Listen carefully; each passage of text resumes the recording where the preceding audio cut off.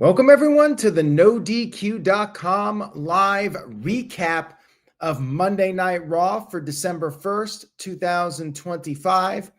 Shout out to everybody watching this, whether it's live or on demand. I very much appreciate your viewership and support. Let's break down Raw. Coming off of the Survivor Series premium live event, we were in Arizona, Phoenix area. We had Dominic Mysterio, the new IC champion, and Liv Morgan arrive in a lowrider. Flashback to Eddie Guerrero. We had Rhea Ripley and Io Sky in their ring gear come into the ring, but instead of a match, they were there to cut a promo, conveniently in their ring gear. They celebrated their victory at War Games, but they said the fight isn't over. They wanted the tag team titles from the Kabuki Warriors. They called them out, and, well, Charlotte Flair and Alexa Bliss came out instead, said they never got their rematch.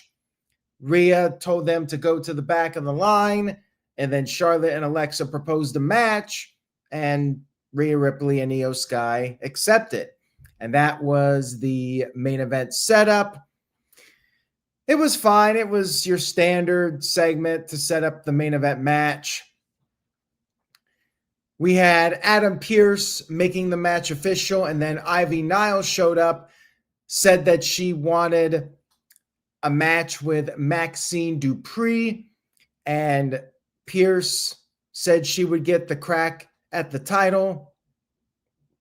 And then Paul Heyman and Bron Breakker approached Adam Pearce, and Heyman made it clear he has no idea who the masked man was, but he did want to talk to Pearce about Bron Breakker pinning CM Punk at War Games from Survivor Series. More on that in just a little bit. We had our first match of the show, the semifinal of the John Cena tournament. Jey Uso versus LA Knight. Yeah, both guys went for their finishers immediately. They did the yeah and yeet punch exchanges. LA Knight countered the super kick with a burning hammer. Jey kicked out of that, and then Jey hit a spear, which did not look that good, but he did hit a spear. Knight kicked out of it. Then Knight did the megaplex, although he slipped again trying to jump up. And Jey must have not have been happy with this because he started pounding the mat right after the superplex. Then Jey hit another super kick, another spear, and the Uso splash. But LA Knight somehow managed to reverse Jey's pin and get the 1-2-3. Some might see it as an upset because LA Knight hasn't really been pushed to Jey Uso's level. LA Knight advances to the final, and Jey Uso had a bit of a crash out post-match. He got frustrated. The fans did give him a standing ovation, but then Jey tipped over the Prime hydration station and threw the steel steps down. He was very upset. We'll see where this goes. Backstage, Bayley and Lyra wanted a tag team title match, and Adam Pearce said he would consider it. Then the Kabuki Warriors confronted them. Asuka said that they could have won War Games if Bayley had joined them. Bayley responded by calling them idiots, but Asuka made it clear she's a champion, and Bayley's not even in the main event. Stay tuned for that follow-up. We had Judgment Day with Liv Morgan. Well, actually, initially not with Liv Morgan. Dominic did the introduction for Liv, and Dominic called himself the greatest Mysterio, luchador, IC champion of all time. And then Liv came out there, and she said that she's been hearing about how Judgment Day is weak, and they've lost some of their titles. They're falling apart. She said all of that is going to change now that she is back, and she said they're running Raw again. She slapped Dominic and then gave him a big hug. It was a pretty standard promo here. I guess we're forgetting all the segments that were teasing the breakup, at least for now. So it was all right, but I don't know. I'm ready for the Judgment Day to break up. I don't need them doubling down on the group for another year or something. Like, I was hoping for the split by this point. But at least for now, everything seems to be fine with them. We then had a video package of Maxine Dupree training in this brutal fashion. And as it turns out, it was Natalya who was doing the training. I guess it was at the dungeon. This is what I think is the introduction of Natalya with her updated gimmick, doing the natty gimmick, being more no holds barred, and this new attitude from Natalya. So we'll see where things go with this. We had Adam Pearce backstage talking to the referee about the masked man from Survivor Series and asked the referee to try to dig around and get some information. Then we had Styles, AJ, and Lee Dragon going up against the New Day. Pretty good match here. New Day went right after them. Unfortunately, it's hard to really care about the New Day at this point, but it was a good match. I really liked the finish of this one. So AJ Lee double teamed Kofi, and then Xavier Woods came in, built up momentum. Then Kofi tagged back in. He missed the tip, the Trouble in Paradise, and Kofi got laid up on the top rope. Dragon Lee jumped off the top with a double stomp, and Kofi actually bounced right into the Styles Clash, and AJ Lee got the win to retain the tag team titles. And it was fun for what it was. They're doing the gimmick of AJ Lee being fighting champions. We had Liv Morgan backstage confronting Stephanie Vaquer, congratulated her on winning at Survivor Series. We had a little bit of tease for a potential match between them at some point. Then we had a promo from The Vision. Paul Heyman gave shout outs to Brock Lesnar and Drew McIntyre, and he also praised The Vision's members. And then he revealed the first Raw of 2026. CM Punk will defend the World Championship against Bron Breakker. Breakker then took the microphone and he said that the masked man tried to ruin his moment at Survivor Series. He said it was easy to pin Punk because Punk is a soft ass bitch and Punk's wife is a bigger star than him. Breakker said that Punk tried to break his neck, and now Breakker is going to ruin Punk's career. He's coming for it all, and he's going to prove that he is the real best in the world. It was a hell of a promo from Bron Breakker. Very intense, and I think it was his best promo yet in WWE. Dave Scheffler sent in a $2 super chat. Thank you for that, Dave. Says, I liked Bron Breakker's fiery promo and Liv Morgan making a huge impact. Liv was making an impact before she left. Unfortunately, the injury caused some changes for Evolution. And yeah, Bron Breakker, very intense promo from him, setting up his match. I believe it's January 5th, the 1-year anniversary of the Netflix debut. CM Punk and Bron Breakker for the championship. I'm not sure if Punk is off for the rest of the year or what, but no CM Punk on this show, by the way. Next up, we had a backstage segment with Jey Uso interviewed, and he said he doesn't give a damn about Bron Breakker and the Vision. He said he's got a lot of people in his head. He needs to clear his mind, and he said that Reigns said it best. The titles look best on Reigns' shoulders and not his. So definitely Jey Uso crashing out, and he's down on himself, and we'll see where things go with it. Shout out to Oofman. Oof sent in a $5 super chat. Thank you, Oof. Appreciate it. Oof says, Natty on Raw was epic enough for me. Also didn't know that Liv was taller than Stephanie Vaquer. Well, it also depends on high heels, but I think Liv is 5'3", 5'4", and Stephanie is probably 5'3", somewhere in that ballpark. And if Liv is wearing high heels, then she'll definitely be taller than Stephanie, but I don't know their exact heights off the top of my head. That would be a little weird. Yeah, Natalya being back is cool, and I'm looking forward to seeing what she does with Maxine, and if they give Natty a strong push when she returns to the live crowds, because she was just in that little video package. But I think this is a good way to reintroduce her. She's been away for a while, and she'll come back as a fresh face with an updated gimmick, and yeah, should be fun if they utilize her properly. All right, next up, we had Gunther versus Solo Sikoa in a semifinal match. Long match. They got a lot of time for this one.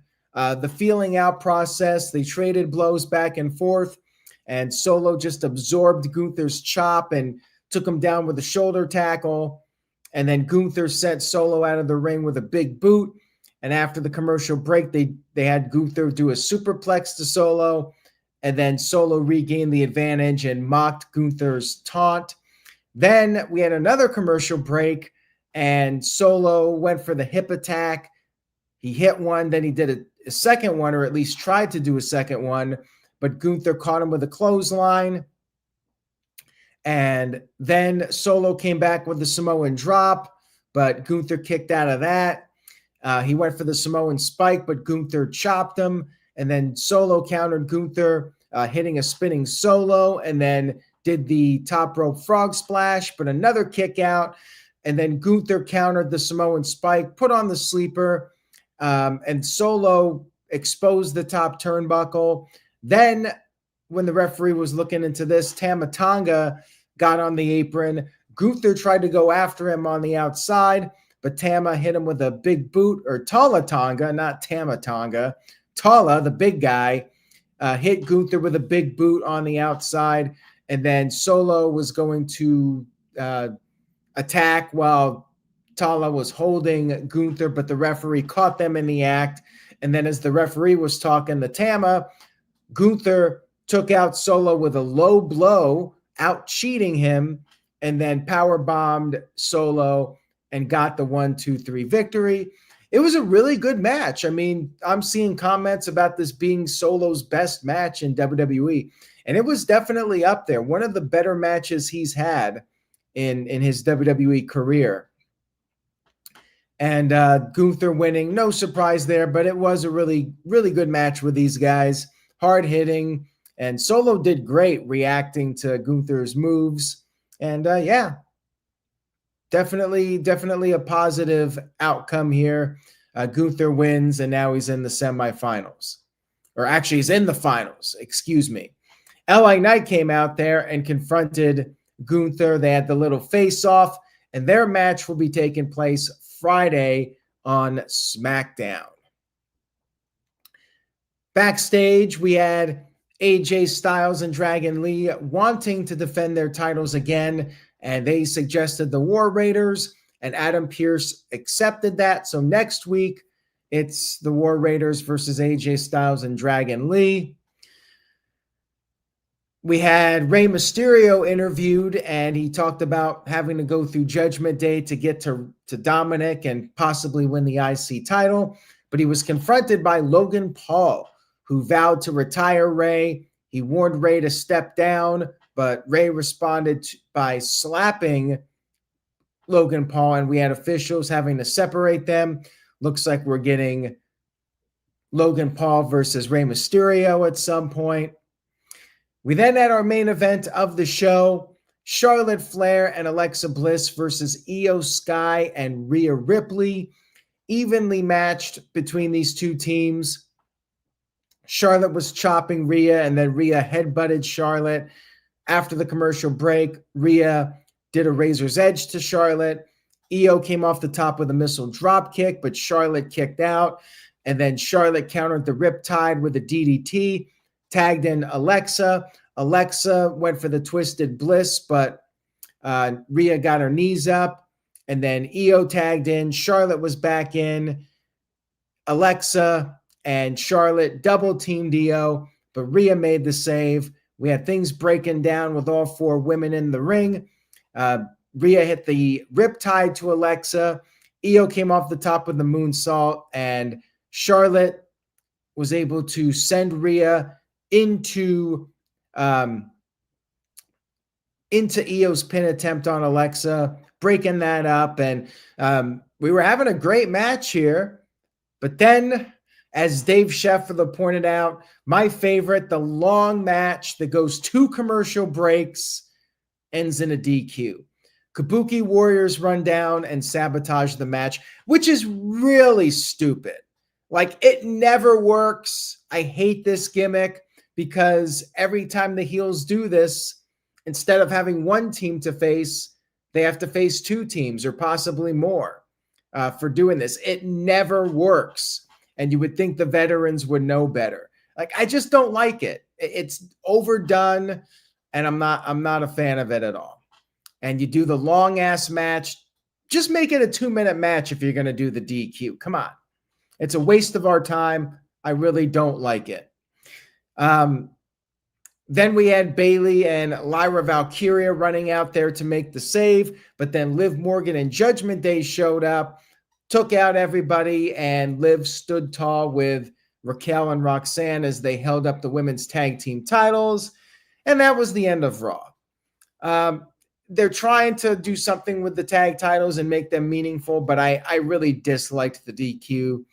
All in all, I did think Raw was good. It does feel like we are now entering that lame duck period until the new year. We do have the Cena retirement, but CM Punk's next defense is not until the new year. Who knows if we'll even see CM Punk until the end. Raw was good. It was definitely not epic as Triple H teased on the Survivor Series post show.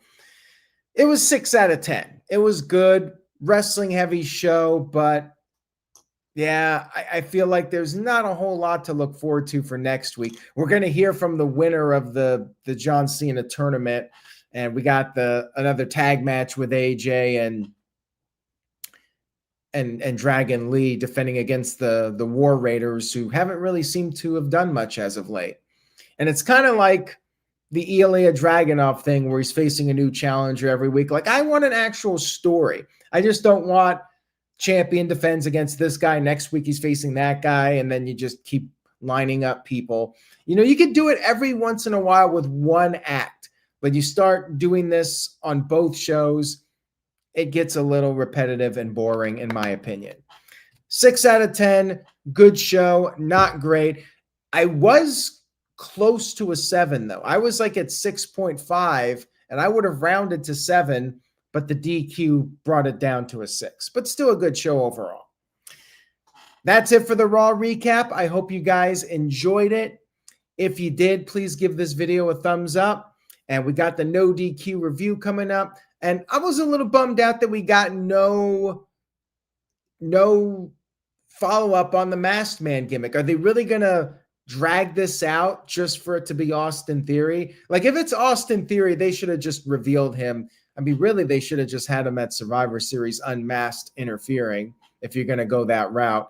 But to have him masked and then not reveal him on Raw, and they're dragging it out, and it's just Austin Theory, come on. That's a bit of a letdown. I'm not liking it if it's Austin Theory. I'm really not.